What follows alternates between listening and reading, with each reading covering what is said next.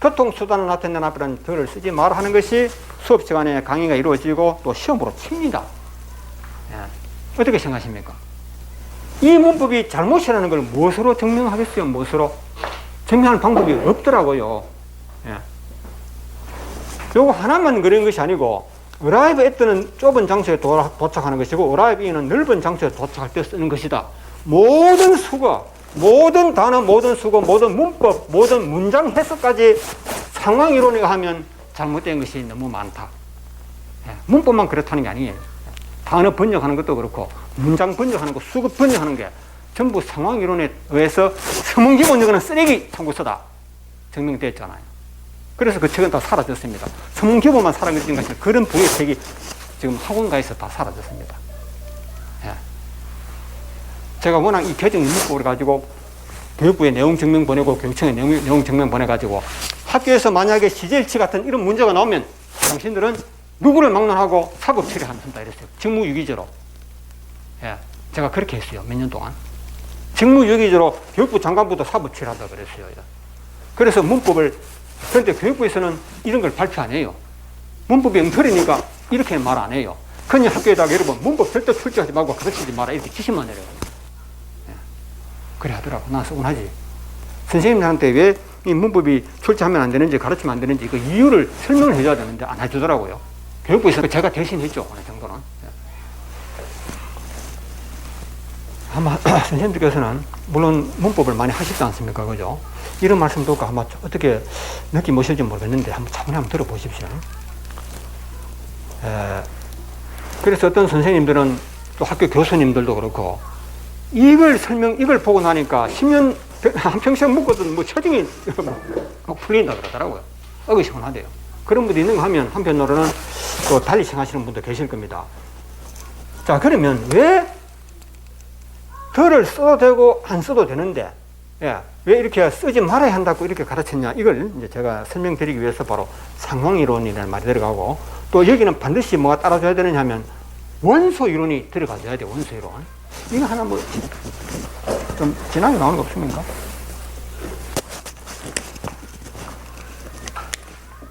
이게 좀 맞습니다. 그래서 선생님, 여러분 상황론 요것만 참고하시면 문법 가르치기가 그렇게 수월할 겁니다. 학생들도 수월하고. 예. 자, 상황이론이 무엇이겠습니까? 이게 간단합니다. 상황에 따라서 바뀐다 말씀드렸네요. 그러면 상황이론 앞에는 반드시 전제 조건이 있는데 원소 이론이 들어가줘야 돼요. 예. 이 원소 이론하고 상황 이론이 핵심인 겁니다. 예. 원소라는 것은 우리가 수학을 생각하면 쉽지 않습니까? 수학, 예를 들어서 자연수의 집합이라 할 때 1, 2, 3, 4, 5, 6, 7, 8 이렇게 나오죠. 그러면 이건 하나의 집합체인데 집합체 속에 그 원소를 하죠. 원소 하나하나 원소에 1 원소, 2 원소. 그래서 언어도 그렇다는 거죠. 어떻게 by the verse라는 것을 가지고 이야기하면 안 된다는 거죠. by the verse 또는 by verse 이것을 가지고 문법을 논하면 안 되는 것입니다. 예. 대한민국 국민을 가지고 한 인간을 물론 할 수도 있지만은 아니라는 거죠. 예. 인간은 인간으로 설명해야 되는 것이지 대한민국 국민이라는 이름으로 인간을 설명할 수는 없다는 겁니다. 예. 그래서 여기서는 이 by the verse라는 집단을 말하기 전에 by를 말해야 되고 the를 말해야 되고 verse를 먼저 인정해줘야 된다는 겁니다. 무슨? 이게 원소론이거든요.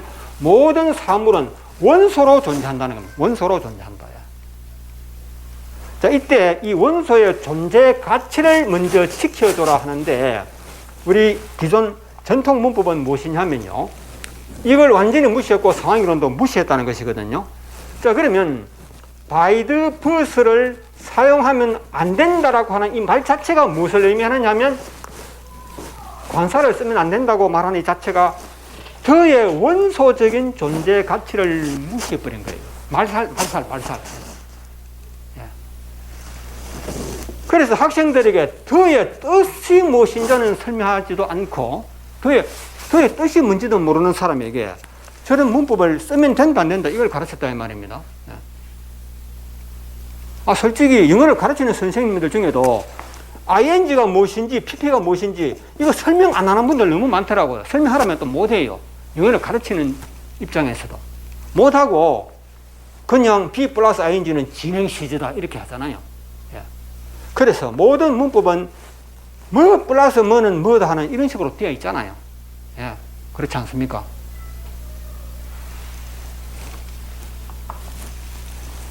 자, 그러면 아무도 제 주장을 인정 안 합니다. 저 사람 좀 뭔가 좀 이래 된 거 아니냐 이렇게 생각하죠. 그래서 제가 상황이론을 보겠습니다. 더의 뜻이 무엇이냐 이게 원소이론이거든요. 더의 뜻은 학생들에게 설명할 때 설명하기가 어렵죠. 더의 뜻을. 어려우니까 문법적으로 우선 설명 먼저 해버린 거예요. 그런데 더의 뜻을 설명하려면 무엇이 필요하냐 하면요. 상대성 이론을 아셔야 돼요. 처음까지 들어갑니다. 예. 기본은 이것이지만은 보조적으로 이런 게 들어가줘야 돼요. 상대성 이론 그거 나옵니다. 개정연문부에. 상대성 여기다 집단이라는 말 더 들어갑니다. 상대성 집단 이론을 이게 들어가줘야지 비로소 학생들에게 그의 뜻을 보여줄 수 있다는 것이죠. 그렇지 않으니까 힘이 드니까 제 뜻을 설명하기가 힘이 드니까 그냥 문법적으로 암기하게 해버리는 겁니다. 그러니까 아니에요. 모든 원소는 상대성 집단 속에서 존재한다. 이래 되는 거예요. 상대성 집단 안에 존재한다. 상대성 집단을 벗어나 버리면 그게 아무런 의미가 없어져 버리는 거죠. 내 자신의 의미는 어디에 있느냐 하면 우리 가족 속에 있다거나 또는 우리 이 사회 단체 속에 있는 것이고 또는 이 우주 속에 또는 이 주변의 동물들 그렇죠. 나는 원수가 아닌 인간이다 아닙니까? 나는 너가 아닌 내다 그렇죠. 나는 서울 시민이 아닌 대구 시민이다. 즉 모든 것은 상대적으로 존재한다. 이걸 꼭 염두에 두셔야 된다는 거죠.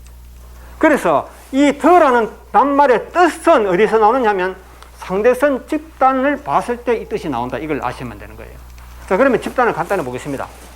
더와 상대성을 이루는 물론 굉장히 많습니다. 그건 별도로 해야 되는데 this와 that와 비교해주면 돼요. 그래서 학생들에게 더를 교육을 먼저 해야 된다는 겁니다.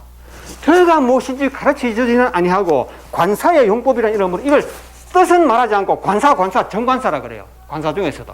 저도 그래 배웠습니다.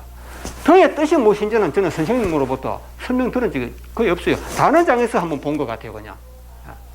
그래서 더의 뜻을 애들에게 이해시키려고 그러면 this, that, 이 세 가지를 보여주면 되는 겁니다. 그래서 이렇지 않습니까? this book, the book, that book. 이렇게 해주면 돼요. 긴 설명이 필요 없어요. 그래서 문법은 절대 단어 뜻만 설명해 버리면 문법 설명이 필요 없어져 버리는 겁니다. 부정사, 현재 분사, 문법 용어가 필요 없는 거예요. 예. 우리말 배울 때도 그렇잖아요. 문법 용어가 자체가 필요 없는 거예요. 원소 이론에 따라서 단어 뜻만 가르쳐 버리면 다 풀리고 과거 문법이 전부 거짓이라는 게 다 드러나 버려요. 영어가 너무 쉬워져 버린다 이 말입니다. 예.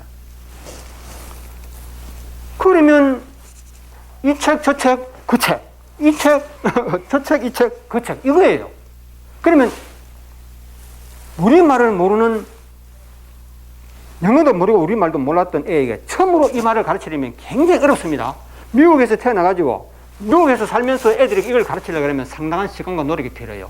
그러나 미국 애들이 빨리 배우는 이유는 무엇이냐면 하루 종일 영어만 쓰니까 꿈속에서도 영어만 쓰니까 그냥 쓰는 게 아니고 뭡니까? 영어를 못하면 살 수가 없잖아요. 그날 하루로. 절실한 상황에서 쓰기 때문에 애들은 은연중에 이걸 다 깨우치는 겁니다. 우리 애들도 그렇죠. 한국 애들도. 그러나 한국 아이들에게 이걸 가르칠 때는 너무 쉬워요.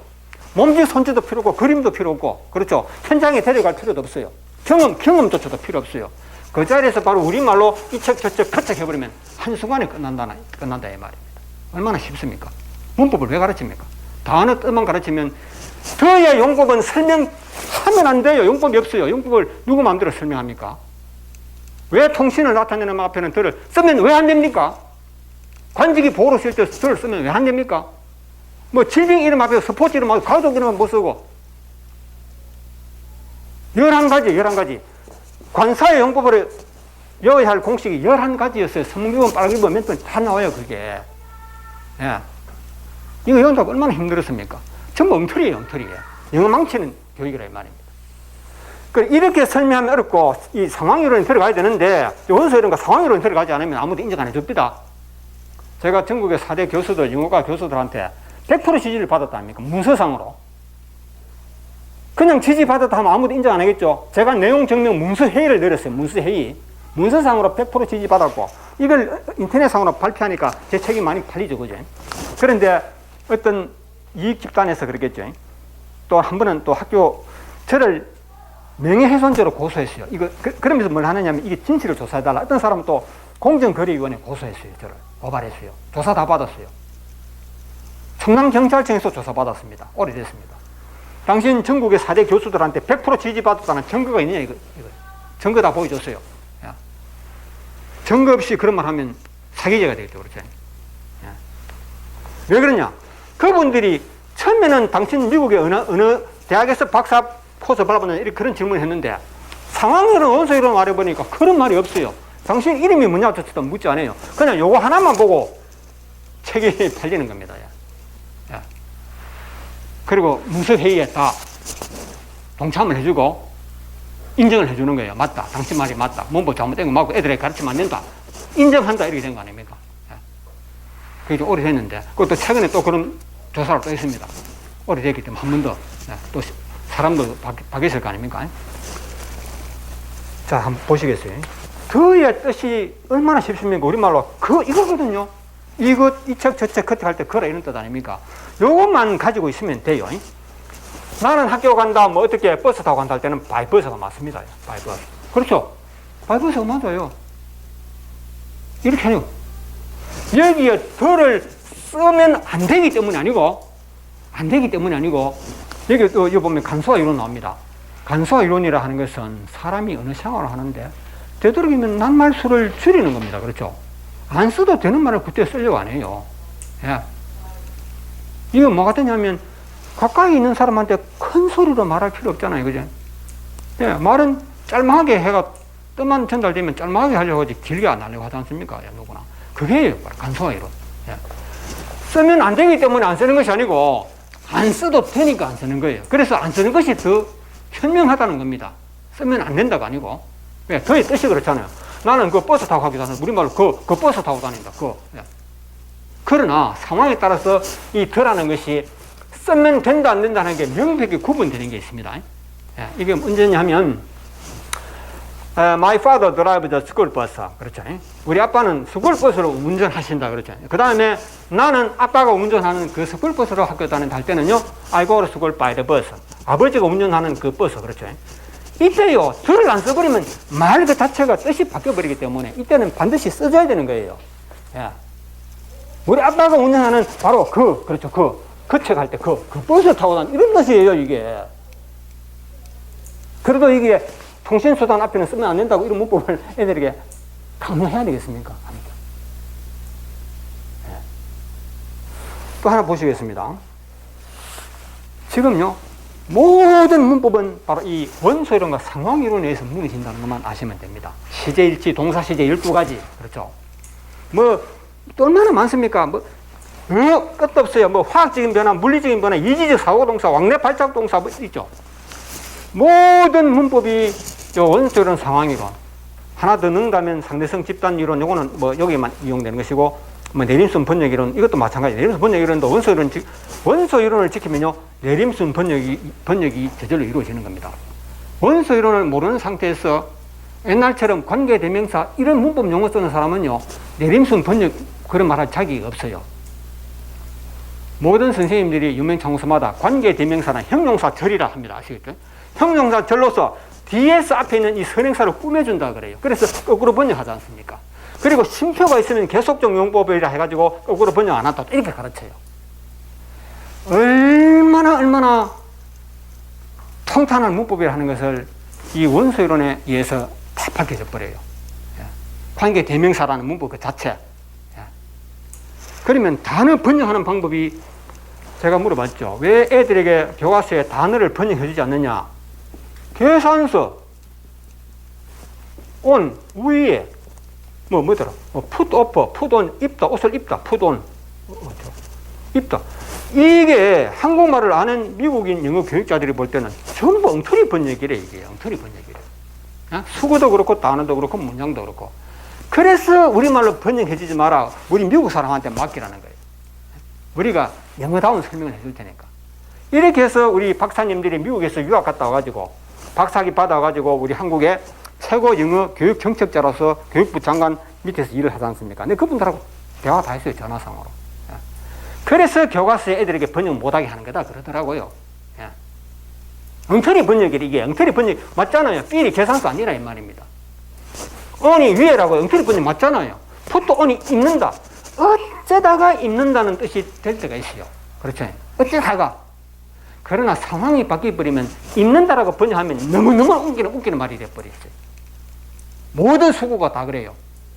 우리말로 한마디로 번역할 수 있는 게 하나도 없어요. 이것이 말하자면 영어와 우리말과 일본말은, 일본어와 영어는 어떤 나라의 언어를 비교해도 1대1 대응하지 않는다. 1대1 대응.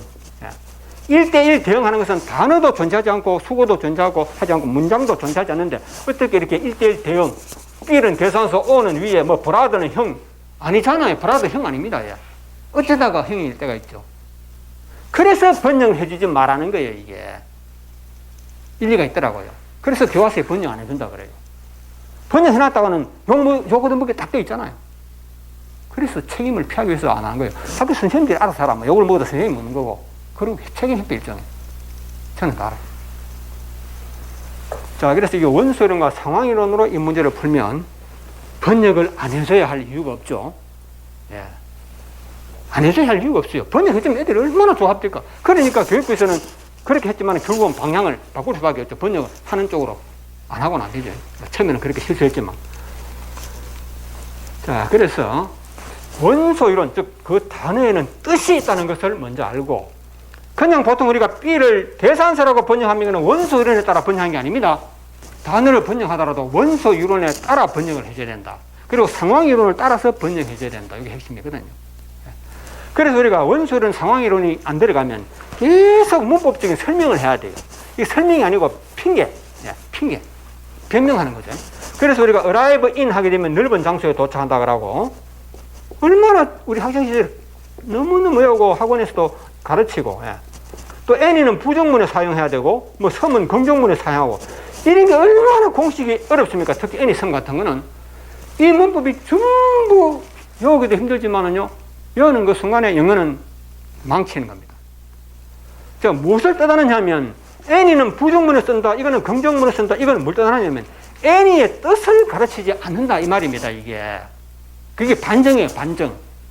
any의 뜻이 무엇인지는 가르치지 않고 섬이 무슨 뜻인지는 가르치지 아니하고 이 문법만 외우라고 하는 거예요.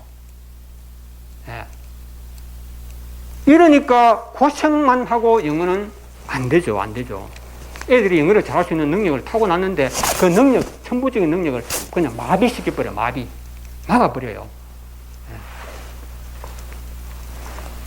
그래서 any의 원소적인 의미가 무엇이냐, 즉 어렵게 설명할 필요 없습니다. 원소적인 이름할 필요 없이 any의 뜻을 먼저 가르치라. 뜻을 가르치자니 참 어렵죠. 섬하고 any하고 뜻을 가르치자니 이거 뭐라 해야 되지? 뭐 어떤? 이것도 뭐 어떤? 야. 그러면 any와 섬하고는 이거 뭐 같은 뜻인 우리말로 번역해 놓고 보니까 그죠? 자, 이거는 옛날에는 그런 생각을 했겠지만은요, 우리 요즘 선생님들은 얼마나 또 영어 잘하십니까? 예. 다 뭐 영어 회화 잘하시고 뭐 또 외국도 많이 여기 가서 공부. 자, 그러면 요즘은 그럴 이유가 없어져 버렸습니다. 선생님들 any와 섬에 대해서 선생님이 아시잖아요. 그러나 연구를 안 하면요, 갑자기 any와 섬의 뜻이 무엇인지 연구를 안 하면 답이 안 남아요. 예. 저도 경험했습니다. 저는 느낌상으로는 any와 뜻이 뭔지 감이 오는데 애들에게 설명하려니까 쉽지 않더라고요. 예. 이런 것은 준비를 해놔야 되죠. 저는 준비 다 해놨습니다만, any는 부정문에 쓰는 것도 아니고, 자, 그러면 any의 뜻을 애들에게 설명을 하려면 말로 설명하면 힘드는데, 이제 뭐, 예를 들어 뭐 동영상 같은 거 미리 설명해놔버리면 쉽겠죠. any의 뜻은 어떤 맞습니다. 섬도 어떤 맞는데, 애들에게 이해를 시켜야 돼요. 여기다가 요 말을 넣어줘야 돼요. 예. 두 단어가 완전 일치하는 단어는 없거든요. 예. 형과 형님은 같은 뜻 같지만 사실은 차이가 있잖아요. 형과 형님이 그렇죠. 예. 그래서 어떤 일을 하더라도 섬과 any하고는 다르다. 그래서 이걸 넣어주고, 섬은 그냥 어떤 정도의 양이나 수, 뭐 이렇게 해주면 정확해요. 제가 말씀드린 것은 단어를 정확하게 이해를 시켜라. 이게 문법입니다. 단어를 정확하게 이해시키면, 가르치면 문법은 할 필요 없는 거예요. 단어 공부가 곧 문법 공부다. 즉 원수이론과 상황이론에 따라서 학생들이 단어를 이해하게 해야 된다. 그게 문법이다 이겁니다. 자, 그러면 그렇잖아요. 애니가 어떤 뭐뭐라도, 어떤 뭐뭐든지, 우리말로 말하면 어떤, 이거는 서면 뭡니까? 어떤 이거거든요. 나는 어떤 사람을 만났다. 그렇죠?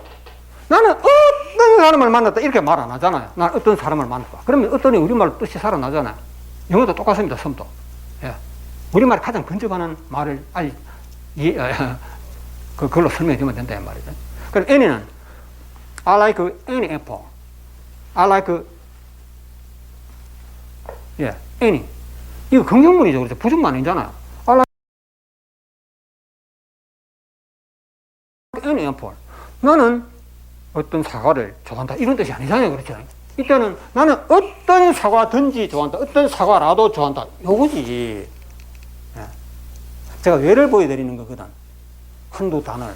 그러면 모든 게 다 그렇습니다. 뭐 화학적 변화, 물리적 변화, 이지적 사고, 모든 게 요 원리대로 그대로 적용되는 겁니다. 우리가 쉽게 생각해봐도 하나님이 언어를 만들 때 단어에는 그 단어마다 뜻이 주어졌다. 그렇죠? 그 외에 뭐 또 있다면 뭐가 있겠습니까? 이거밖에 없어요.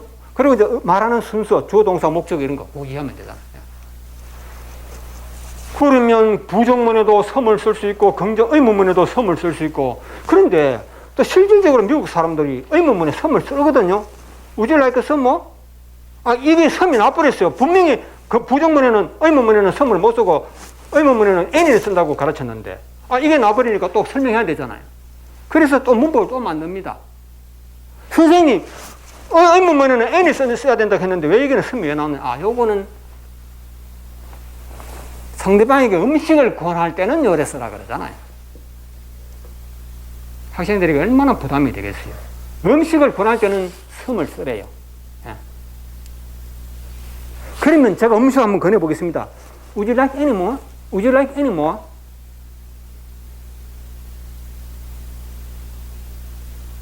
뭐 좀 더 드시겠습니까? 미안 말 맞죠? 그럴 때 그러면 음식을 권하잖아요. 그렇죠? Would you like any more가 음식 먹는 자리에서 그런 말 했다면 더 드시겠어요? 이런 말 맞죠? 그죠? 뭐 조금이라도 더 드시겠어요? 이런 말 아닙니까? 조금이라도 더 드시겠어요? 이런 뜻입니다. 많이든 적게든. 그러면 음식을 권하는 또 왜 또 쓰세요? 자, 이것을 보아서 뭘 알 수 있느냐면요. 그 단어는 그 단어의 뜻대로 쓰일 뿐이지, 의문문하고 조건문하고 부정문하고 아무 관계 없습니다. 우리말 그래. 우리 국어에 이런 문법이 있다고 생각해 보십시오. 그건 말도 안 돼. 그건 말도 뒤에는 부정문 써야 되죠. 그래서 안 되게 해야 되지. 그래도 우리는 알고 있었어요. 그런 어느 날 이주일이라는 코미디언이 이주일 씨 돌아가셨어요. 그분이 어느 날 텔레비에 나와가지고 그거 말도 안 돼. 이런 말이 분명히 나와야 돼요. 그 다음 그 분위기상으로. 그렇죠. 그런데 이 사람이 뒤집어 버렸죠. 그거 말 되네 이래버렸잖아. 그렇죠. 말도 안 되네가 말 되네 이렇게 말 되네 하는 말이 아마 그때 처음 나온 거 저는 경험으로 처음 들었습니다. 말도 안 돼 하는 말이 있지만 말 되네 이런 말은 그 전에 들어본 경험이 없었어요. 이것이 유명해져 요즘도 그 말 되네 이런 말 많이 쓰잖아요. 그런 겁니다. 언제 어떻게 뒤집힐지 몰라요. 왜? 그 단어의 원소적인 의미가 그 자리에 쓰일 수 있다면 써버리면 아무도 거기에 대해서는 반대 못합니다. arrive in이 넓은 장소에 도착한다고요. 천만에. 애들에게 in의 뜻이 무엇인지는 설명을 안 해주고 애때의 뜻은 가르치지 안 하고 서울 arrive in 서울, arrive at 서울 스테이션, 서울은 넓고 서울 정거장은 서울보다 좁지 않느냐. 그래서 좁을 때는 애들을 쓰래 세상에. 이것이 바로 뭐냐면 아까 이거는 이 설계도가 아주 비과학적이다. 자, 비과학적이라 하는 말, 이거는 그냥 비과학적 하면 이거는 부족한 표현입니다. 비수학적이라 그래야 돼요. 비수학적. 비진리적이다. 비수학적이다. 수학이라 하는 것은 그렇죠. 막국지가 크게 같다면 정명이 돼. 정명. 그렇죠. 정명이 돼야 돼. 자, 그러면 보십시오. 어떻게 서울 정거장을 갖다가 좁은 장사라고 그런 규정을 누구 마음대로 짓습니까? 서울 정거장에 가보니까 진짜 넓습니다. 우리 집보다 넓더라고요. 그걸 왜 좁은 장사라고 그렇게 규정합니까? 서울보다 좁기 때문에? 그래 말하면 안 되죠. 서울 정거장을 좁다고 말하는 거는 서울보다 좁기 때문에 이렇게 하면 그런 거는 바보들이 하는 말 아닙니까? 그렇죠? 우리 영어 교육자님들이 그동안 과거에 전부 바보였어요. 제가 볼 때는. 너무너무 바보였어요. 서울 정거장을 좁다고 말하는 게, 그 어린이들도 그런 말 안 합니다. 서울 정거장은 좁은 장소에 이런 말 하는 사람 아무도 없어요. 근데 영어 시간에만 서울 정거장은 좁대요. 좁은 장소니까 arrive at를 써야 되는데 in 쓰면 안 된대. 그게 우리 과거가 아니지 지금까지의 영문법입니다. 아직도 그렇게 가르치는 데가 있어요. 왜? 좀 정말 맞는 것 같습니까? 자꾸 오늘 인내력을 가지셔야 됩니다. 예.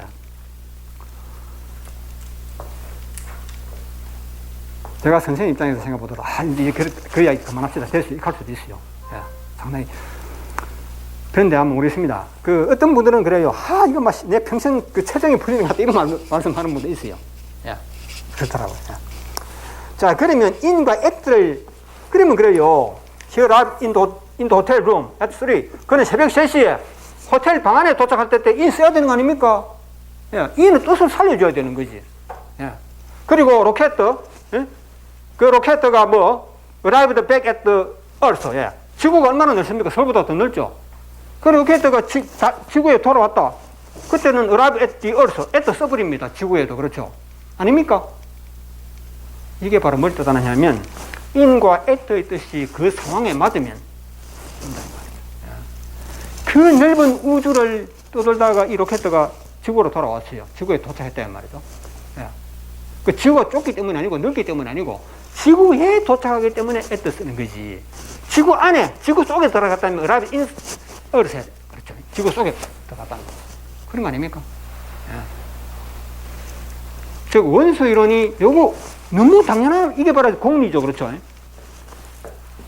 모든 단어는 뜻이 있고, 이 뜻을 무시하면 안 된다는 게 이건 하느님의 섭리지. 언어를 만드신 하느님의 섭리 아닙니까?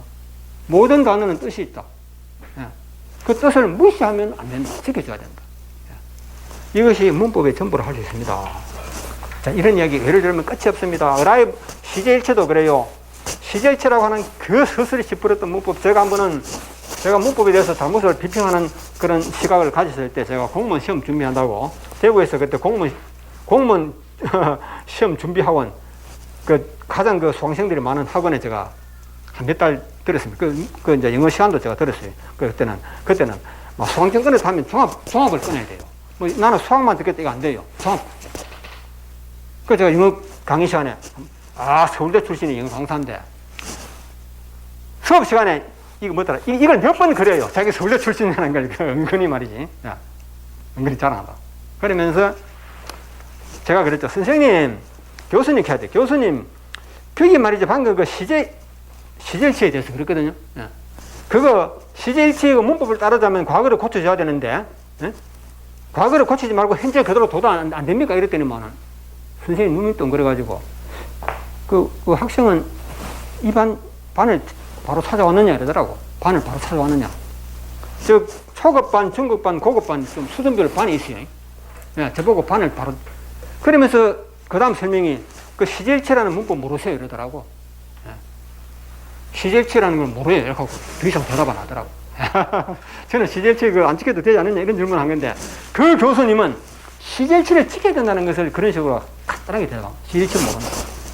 그렇습니다. 모든 영어 교육자 학자들이 시제일체는 문법에, 이거는 법이다. 예.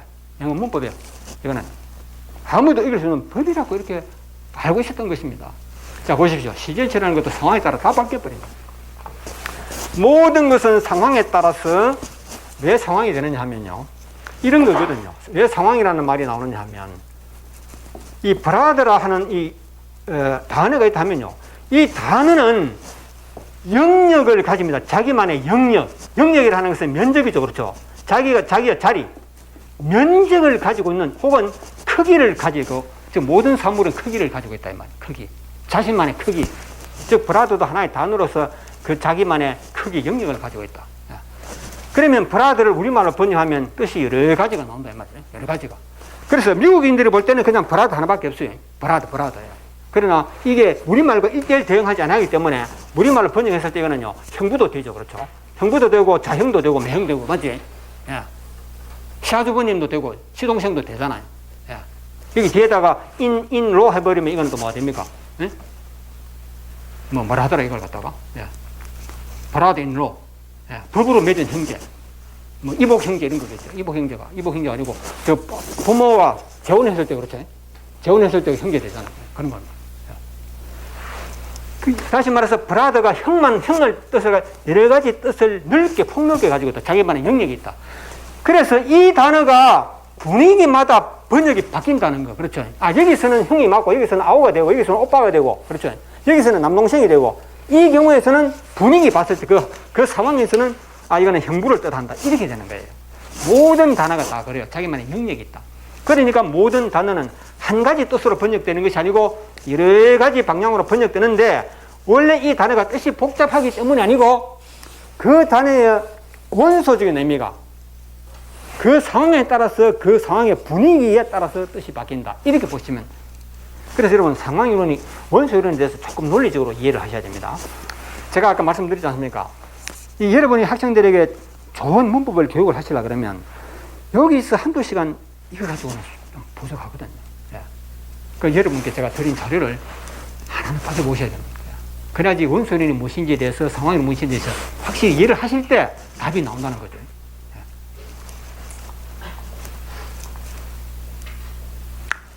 그래 시제일체라는 것도 그렇거든요.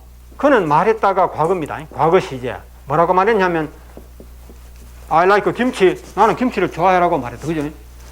그런데 주저로 시제가 과거이면 이걸 간접합법으로 바꿀 때는 그는 말할 그 당시가 과거이기 때문에 말할 때가 과거이기 때문에 그 당시에 김치를 좋아한다는 말이기 때문에 김치를 좋아하는 것도 지금이 아니고 말할 그 당시에 과거에 좋아했다. 이거 아닙니까? 그래서 이걸 간접합법으로 직접합법에서 간접합법으로 풀었을 때는 he said that he liked 김치 이렇게 하는 거예요. 그렇죠? 예, liked 김치. 이게 시제일치 아닙니까? 그러나 이것이 엉터리라는 것이 하나하나 드러나죠. 드러나니까 잘못이라는 걸 인정할 줄은 모르고 또 변명을 해, 변명. 우리 이 문법 잘못돼서 처음부터 다시 따지자. 이게 아니고 이미 만들어 놓은 문법은 불변의 법칙이다. 못 고친다. 단지 잘못된 것을 변명하는 변명이야. 그래서 공식이 외래 공식을 해서 습관적인 동작이나 불변의 진리나 역사적 사실 같은 데는 시제일체를 안 지켜도 된다. 이래버리잖아. 맞죠? 기억나십니까? 그렇게 해서 또 여기 하고 시험 문제가 또 나옵니다. 토플에서 그런 문제가 막 나와요. 신기합니다. 어떻게 원어민 언어학자들이 그런 실수를 하는지 모르겠어요. 얼마든지 할 수 있습니다. 이거는 국문법 학자들도 실수하는 걸 우리는 많이 보거든요. 터무니없는 실수를 해요. 짜장면을 자장면으로 고치라 했다든지 홍자, 동자, 길자 빼다 우리 할아버지 이름은 홍길동이라고 하면 그건 잘못된 거래요. 교양 없고 못 배웠네. 못 배웠네. 그래서 할아버지 이름을, 우리 아버지 이름을, 우리 상사, 우리 사장님 이름을, 우리 학교 교장선생님 이름을 남에게 소개할 때는 우리 교장선생님 이름은 홍길동입니다. 이렇게 하면 무시한 사람이래요. 교육을 못 받은 사람이래요. 그 방송에 나왔어요. 그 국어학자가. 예. 그 방송이 유명해져 버렸어요. 그냥. 모든 사람들이 그때 안 배운 것 같아요. 우리 할아버지를 말할 때는 홍자, 동자, 자자를 붙이라. 이런 것이 국어학자들이 큰 실수하는 거예요. 이게. 자기는 학자지만 우리가 볼 때는 큰 실수하는 거지. 국민을 괴롭히는 거. 예. 국민을 괴롭히고 국가 자산을 낭비하는 그런 결과가 온다 이거지. 제가 한 외를 들어본 것입니다. 그 시제일체라는 것도 바로 그런 건데 필요 없어요. 동사 현재가 무엇이며 과거가 무엇인지 얼마나 쉽습니까? 그런데 우리 지금까지 문법에서 동사 현재 시제라는 말과 과거 시제라는 말과 미래 시제라는 말이 얼마나 잘못된 것이냐 하면요. 동사 시제 12가지라 했는데 12가지라는 걸 누가 만들었느냐 하는 게 한번 생각해 보십시오. 왜 동사 시제는 12가지냐 여러분 한번 따져봤습니까? 예. 12가지가 아닙니다. 24가지 또 36가지 나와요. 72가지도 나옵니다. 예. 뭐 진행 시제 그렇죠? 완료 시제라 그렇죠? 또 여기서 또 말 만들면 돼요. 예. 그러면 72가지가 나옵니다. 예. 예. 조동사가 들어가면 조동 완료 시제, 조동 미래 시제 그렇잖아요. 예. 조동사가 들어가면 또 조동이라는 말 써야지. 예. 또 능동 시제, 수동 시제 또 해야죠, 그죠? 예? 그렇잖아요. 뭐 B 플러스 PP가 첨가되면 이때는 능동 시제, 수동 시제가 더해야 되지 않습니까? be 플러스 ing가 현재 진행 시제라면 be, pp, bb 하든, 그러면 현재 진행 수동 시제 이런 거, 능동 시제. 그러면 72가지보다 더 나와버려요. 그런데 동사 시제는 12가지라고. 이런 거짓말이 어디 있습니까? 이게 거짓말이 아니고 이게 중요한 게 아니에요. 애들이 영어를 이해를 못해요. 그래 되면. 그럼 어떻게 한다? 12가지가 필요 없어요. 동사는 자연과학적으로 현재로 봤을 때는 동사는 움직임을 그 사물로 움직임을 나타내는 것이 동사인데, 이 움직임이라 하는 것은 이거는 우리가 알고 있는 사건이거든요. 그렇죠? 사건이다. 누가 누구를 만났다. 예. 공부했다. 대화했다. 그러면 대화를 언제 하느냐? 그 대화는 언제 하느냐? 그렇죠? 그 다음에 또 하나 더 있어요. 언제 하느냐는 문제가 따르고 또 하나 더 있으면 한번 생각해 보십시오. 뭐가 되겠습니까? 이게 바로 뭐냐면 이거는 수학하고 관계 있는 것이거든요. 수학하고. 예. 수학 시간에 분명히 나오는 이 수학 시간에요. 그 사람이 달렸다 하면 언제 달렸냐? 올림픽 경기에서 달렸다. 올림픽 경기에서. 아니면 국가 무슨 체육대회에서. 그런데 100m를 몇 초에 달렸다? 이런 게 나오잖아요. 그러면 여기에 반드시 따르는 것이 언제다 하면은 얼마 동안 가는 말이 들어가줘야 돼요. 이게 수학적인 논리입니다, 이거는. 그렇죠. 수학적으로 내가 아침 몇 시에 출발했다. 그리고 몇 시에 학교 도착했다. 그러면 이 사람이 등교 시간이 얼마 걸리느냐. 그렇죠. 10분, 1시간, 이렇게 나올 게 아닙니까? 출퇴근 시간. 이거는 수학적으로. 그래서 영어 문법을 하려고 그러면 수학에 근거하지 않고는 말하지 말라는 겁니다. 그래야 그것이 아무도 반증을 못 해요. 수학에 근거하지 않고 동사시제 12가지 하는 것은 당연히 거짓말이 되어버립니다. 그래서 모든 동사는 요 2가지 문제만 해결하면 끝나는 것이거든요. 무슨 현재 시제, 과거 시제, 미래 진행 시제가 어디 있어요? 그리고 동사의 생김새를 보세요. 전부 원형 동사 아니면 과거 아니면 과거 분사 아니면 ing요. 4가지 아닙니까? 그렇죠? 4가지면 4가지예요. 즉 원소 이론에 따라서 동사고 하나를 봐야 되지 플러스 해가지고 이렇게 하면 안 돼요. 플러스 는 무엇을 위반했다? 원소 이론을 위반한 것이다. 즉 우리가 원소 이론을 위반한다는 말은 사람은 사람이죠. 그렇죠? 사람은 사람으로 애들에게 가르쳐야 되지 바지하고 연관시켜가지고 얘들아 남자가 뭘까? 남자를 판별하는 기준은 바지 입은 사람은 남자란다. 이런 공식을 만들어가 가르치면 안 되죠.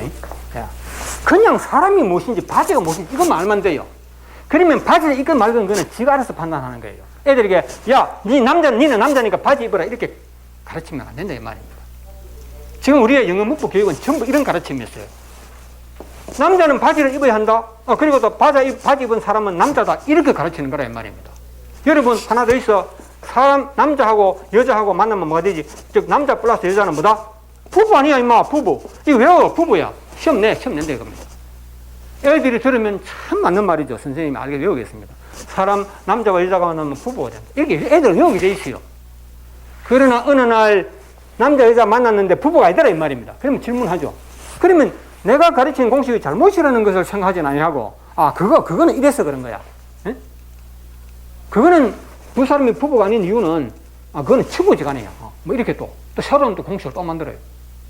그래서 친구인 경우와 부부인 경우를 어떻게 판별합니까? 또 판별하는 방식까지 가르쳐줘. 에? 남자 여자가 만나 두 사람이 손 꼭 잡고 가면 부부고 손 놓고 가면 그거는 친구야. 이렇게 가르칠 겁니까? 문법에서는 그렇게 가르치고 있어요. 문법에서는. 영어 문법에서는 그렇게 가르치고 있다 이 말입니다. 에? 그러나 바지를 입었는데도 남자가 아닌 경우 해가지고 또 공식을 또 만들어요. 바지를 입었는데 남자가 아닐 때는 어떤 경우냐? 그 사람이 판별하는 방법도 가르쳐줘요. 에? 바지를 입었다 할지라도 머리가 길면 그는 또 여자로 봐야 돼요. 그래서 전통 문법은 모순에 잘못에 연쇄 반응. 끝없습니다. 끝이 없어. 그래서 문법을 평생 대를 이어서 우리 언어학자들이 1000년 전부터 대를 이어서 연구를 해도 문법은 답이 안 나오잖아요. 그런 겁니다. 그러니까 어찌 문법을 보고 이걸 이대로 방치해야 되겠다 이렇게 생각할 수 없잖아요. 그래서 시제일치라는 것도 그래 상황입니다. 이 사람이 과거에 그런 말을 했기 때문에 그 사람이 그 당시 좋아하는 것도 과거다 이렇게 말하면 얼핏 들으면 맞는 말 같지만요. 상황 이론을 딱 집어넣어 버리면요, 한 방에 깨져 버려, 그냥. 한 방에. 이걸 기억하셔야 돼요. 죄송합니다. 선생님 졸릴까 싶었어요. 그 소리 해봅니다. 상황 이론이 들어가 버리면 다 박살나 버려, 그냥. 이 사람이 과거에 말했으니까 좋아하는 것도 과거라고요? 좋습니다. 그러면 과거가 하나뿐입니까? 모든 것에 영역이 있다 그랬죠. 과거는 자기만의 영역을 가지고 있어요. 아시겠습니까? 과거도 그냥 과거로만 존재하는 것이 아니고 이게 현재입니다. 1시간 전의 과거와 1분 전의 과거와 10년 전의 과거와 100년 전의 과거라는 게 있습니다. 아시겠죠? 과거의 종류가 무수히 많아요. 즉 이것이 과거는 맞다. 그러나 이 사람이 10년 전에 했는 말이냐 100년 전에 했는 말이냐 오늘 1시간 전에 했는 말이냐 따라서 이것은 바뀔 수도 있고 안 바뀔 수도 있고 이런 겁니다. 어떻게 감히 이게 과거니까 이거는 과거로 바뀌는 이런 말이 어떻게 나올 수 있다는 말이에요. 그리고 이와 같이 원소이론과 상황이론에 들어가 보니까 다 깨지잖아요. 이게 꼼짝을 못하죠. 아무리 지금까지 그 문법에 그 교수님들 학교에도 문법책 내지 않습니까? 예.